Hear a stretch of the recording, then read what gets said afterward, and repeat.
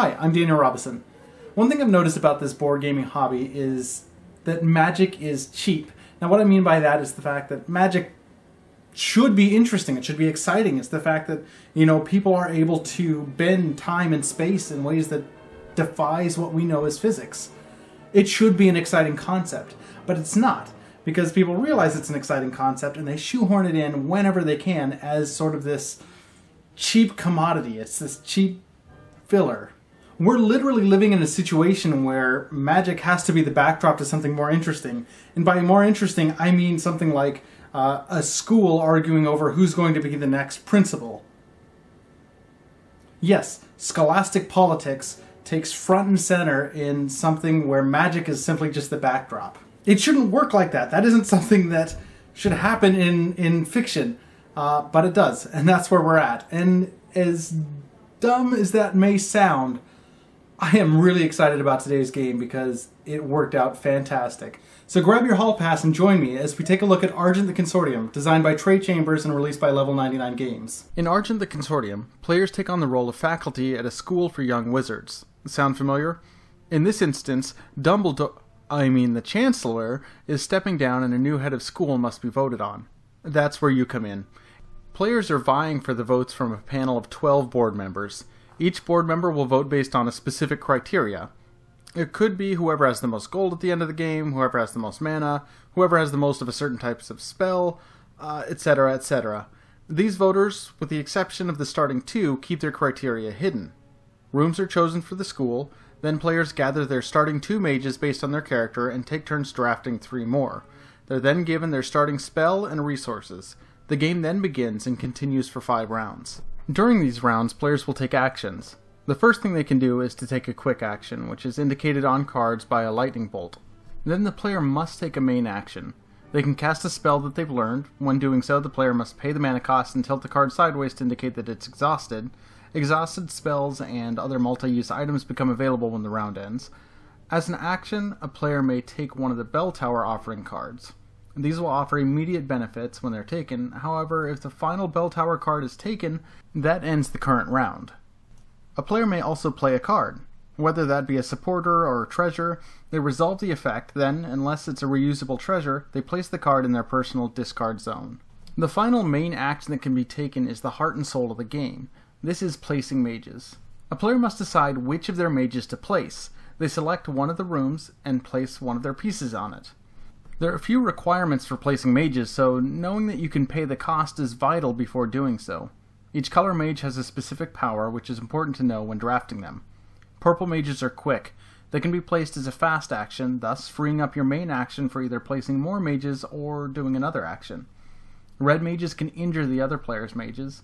When they're placed, they can move one other mage into the infirmary and take that spot. Green mages can't be wounded and sent to the infirmary. Blue mages can't be affected by spells, and gray mages can be placed on a space as a free action after a player has cast a spell. Each of these unique abilities works into the timing of the game. Spaces and actions are going to earn you money, mana, treasure, supporters, and marks, all of which will help you learn what the voting criteria is and help you achieve that. There's a lot more detail to this game, but I'm not going to get into them because this would quickly divulge more into a rules explanation than a review, which it already seems to have swerved a little bit. Basically, in this box, you are given an entire Magic school complete with faculty and students. There's so much variety in the game that you could play this a million times and never have the same game twice. This is one of the things that I love about Level 99 Games. They would literally throw a kitchen sink into their game boxes if they could figure out a feasible shipping plan. And that's going to be a real problem for some people. It's overwhelming. I set this game up and introduced it to my wife. After getting halfway through the explanation, her eyes began to glaze, and I could tell she was genuinely not looking forward to playing this. It's not that any of the concepts are overly complicated or convoluted, it's just that there are so many of them. Each room has rules, each individual character has rules, each mage has rules, all within the scope of the larger rule that orchestrates the game. The information overload is almost on par with Millennium Blades, but without the timing mechanism to keep players in check. I know there are people that I will not want to play this game with because any amount of analysis paralysis is going to be crippling. That's bad because this has the potential to be a very long game if you let it. I won't comment on the annoyance I had with the pieces because they're largely being taken care of in the second print run. Now, if you find people that are willing to sit through the rules explanation, which is, again, not all that complicated, there's just a lot of them, you're in for a fantastic ride of a game.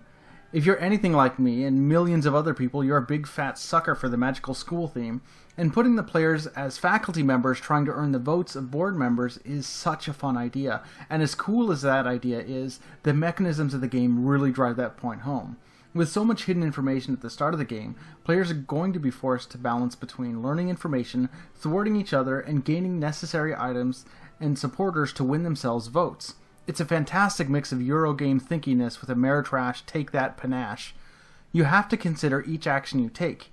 Each turn can be used to do a whole range of things. Alternating mage powers with spells allows you to fit in a lot more than just one fast action and one main action.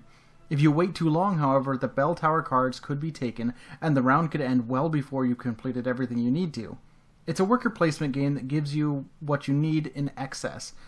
Where Agricola is punishing and strenuous because you know exactly what you need and you can't get it, Argent gives you far more paths than you could ever hope to comprehend and pursue in a single game. The variety is off the charts as well. The rooms and characters all have two sides offering different powers. You can customize the game exactly to your liking. It also works great as a two-player game, which is fantastic because that will cut down the runtime. And once you play a round or two, the rules will click together. My wife ended up loving this and walloped me 10 points to 2. For me, this is such a fantastic game. Everything from the theme to the mechanisms to the variability is a big win. It's a table eater, sure. It can sometimes take a little longer than I'd like, but if I plan accordingly and know the people I'm playing with won't take too long on their turns, I'd be up for a game of Argent the Consortium at just about any time.